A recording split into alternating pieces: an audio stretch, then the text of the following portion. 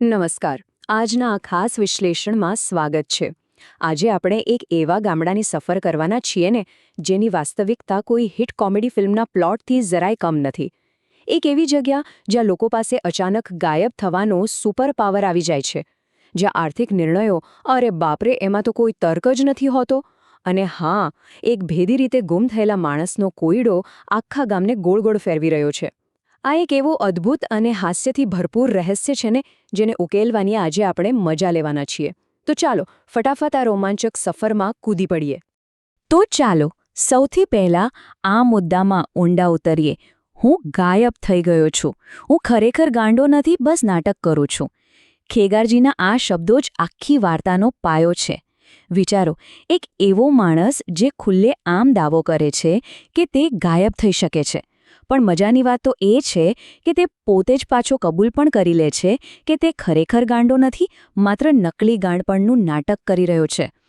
આ રમૂજી દાવાએ આખા ગામમાં કેવી અફરાતફરી. વિભાગ 1, મિસ્ટર ઇન્ડિયાનું ભ્રમ, ઘડિયાળો અને અફરાતફરી. આખી પરિસ્થિતિને આપણે મિસ્ટર ઇન્ડિયાનો ભ્રમ કહી શકીએ.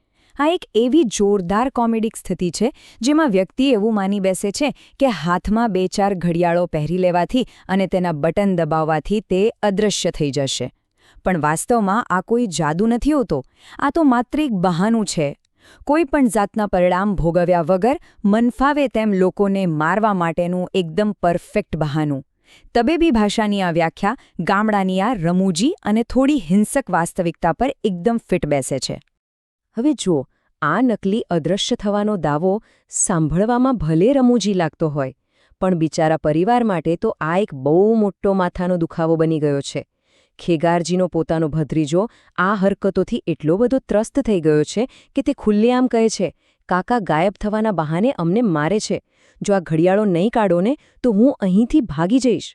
આના પરથી જ ખ્યાલ આવે છે કે મફુજી અને તેમના ભત્રીજા માટે આ પરિસ્થિતિ શારીરિક અને માનસિક રીતે કેટલી થકવી દેનારી બની ગઈ છે. વિભાગ 2, ગામડાના ઝઘડા અને નાણાં, ગાડીઓ અને પાર્લર. આ ગામના આર્થિક નિર્ણયો સાંભળીને તો કોઈ પણ ચોંકી જ જાય. દાખલા તરીકે, ભરતજી નામના ભાઈને તાત્કાલિક 5 લાખ રૂપિયાની જરૂર પડી. હવે સામાન્ય રીતે કોઈ શું કરે? કોઈ મિત્ર પાસે મદદ માંગે યા તો બેંકમાંથી લોન લે, બરાબર ને? પણ ભરતજીએ શું કર્યું? એમણે પૈસા માટે પોતાની ગાડી જ વેચી મારી અને એમાંથી પાછી નવી બુલેટ મોટરસાયકલ ખરીદી લીધી. આ એવો નિર્ણય છે જેમાં કોઈ જાતનો તર્ક કામ નથી કરતો, અને આ જ દર્શાવે છે કે આ ગામમાં રોજબરોજની વ્યવહારિકતા ખરેખર કેવી રીતે ચાલે છે. અને ગામના નાના વ્યવસાયોની પાછળ પણ આવા જ રમૂજી ઝઘડાઓ ચાલ્યા જ કરે છે. આ બાબત અહીં ફોમતાજી અને ઢલાજી વચ્ચે પાર્લરને લઈને ચાલી રહેલી માથાકૂટને એકદમ સ્પષ્ટ રીતે રજૂ કરે છે. ઢલાજીનો તર્ક એકદમ સીધો છે ભાઈ. એમનું કહેવું છે કે પાર્લર એટલા માટે ચાલે છે કારણ કે તે આખો દિવસ ત્યાં મજૂરી કરે છે. પરંતુ બીજી તરફ ફોમતાજી દ્રઢપણે એવું માને છે કે પાર્લર માત્ર અને માત્ર તેમની પત્ની મોગીના આશીર્વાદથી જ ચાલી રહ્યું છે. આ નાની નાની દલીલો છે ને એ ગામના લોકોની માનસિકતાનો એક બહુ જ સચોટ ચિતાર આપે છે. વિભાગ 3, ગાયબ હરિભા, એક ગામઠી રહસ્ય. તો સૌથી મોટો પ્રશ્ન એ છે કે હરિભા આખરે છે ક્યાં? આ એ જ પ્રશ્ન છે જેણે અત્યારે આખા ગામને મૂંઝવણમાં મૂકી દીધું છે. એક જીવતી જાગતી વ્યક્તિ અચાનક જ ગાયબ થઈ જાય છે અને કોઈની પાસે તેનો કોઈ નક્કર જવાબ નથી. બસ અહીં જ આખો મામલો ગૂંચવાય છે. જો આપણે ગામની વાતો અને અફવાઓ માનીએ તો બધા એવું જ કહે છે કે હરિભા પાણીમાં ડૂબી ગયા અને ગુજરી ગયા છે.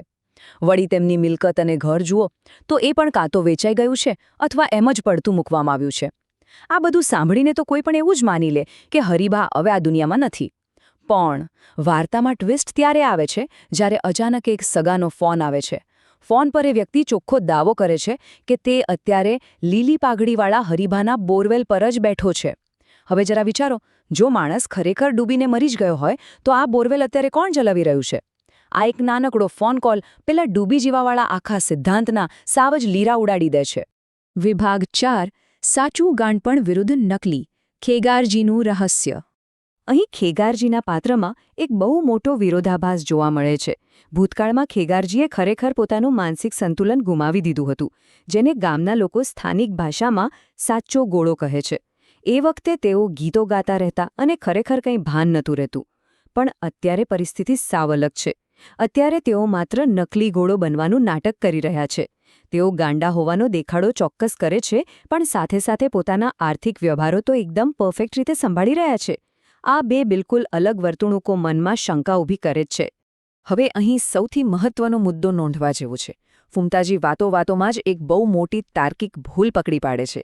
જો ખેગારજી ખરેખર ગાંડા છે અને આખો દિવસ અહીં ભટક્યા કરે છે, તો તેમને દર એકાંતરે દિવસે દર્શન કરવા જવા માટે પૈસા ક્યાંથી મળે છે? છે ને એકદમ સચોટ સવાલ.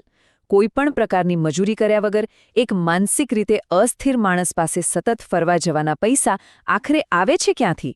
આનો સીધો અર્થ એ જ થાય કે ખેગારજી ચોક્કસપણે કંઈક બહુ મોટું છુપાવી રહ્યા છે. વિભાગ 5 રિક્ષા તપાસ CID મોડ સક્રિય. ખેગારજીને રંગે હાથ પકડવા માટે હવે એક પૂરો માસ્ટર પ્લાન તૈયાર કરવામાં આવ્યો છે. જોવાય કેવી રીતે કામ કરે છે. પહેલું પગથિયું, ખેગારજી એમના રોજના કહેવાતા દર્શન માટે નીકળે તેની શાંતિથી રાહ જોવી. બીજું પગથિયું, એ જોવું કે તેઓ કેવી રીતે એકદમ આત્મવિશ્વાસથી ઓટો રિક્ષામાં બેસે છે, કારણ કે આટલો આત્મવિશ્વાસ કોઈ ગાંડા માણસમાં તો ના જ હોય. અને છેલ્લું, સૌથી અગત્યનું પગથિયું, એકદમ CID સ્ટાઇલમાં છુપી રીતે રિક્ષાનો પીછો કરવો. આખી કવાયતનો હેતુ માત્ર એ જાણવાનો છે કે આ દર્શનના બહાને ભાઈસાહેબ ખરેખર જાય છે ક્યાં, અને શું ત્યાં હરિભા વિશેની કોઈ કડી છુપાયેલી છે ખરી? અને આખરે આ આખી તપાસ આપણને એક અત્યંત મહત્વપૂર્ણ પ્રશ્ન પર લાવીને ઊભા રાખી દે છે. ખેગારજી ખરેખર ક્યાં જઈ રહ્યા છે? શું તેઓ ખરેખર કોઈ મંદિરે દર્શન કરવા જાય છે, કે પછી કોઈ એવી જગ્યાએ જઈ રહ્યા છે જ્યાં પહેલાં ગુમ થયેલા હરિભાનો કોઈ પત્તો લાગી શકે? આ પ્રશ્ન ખરેખર વિચાર તો કરી દે તેવો છે. આજના આ વિશ્લેષણમાં જોડાવા બદલ ખૂબ ખૂબ આભાર. મિસ્ટર ઇન્ડિયાની આ નકલી દુનિયા અને ગુમ થયેલા હરિભા પાછળનું સાચું રહસ્ય કદાચ આવનારો સમય જ જણાવશે.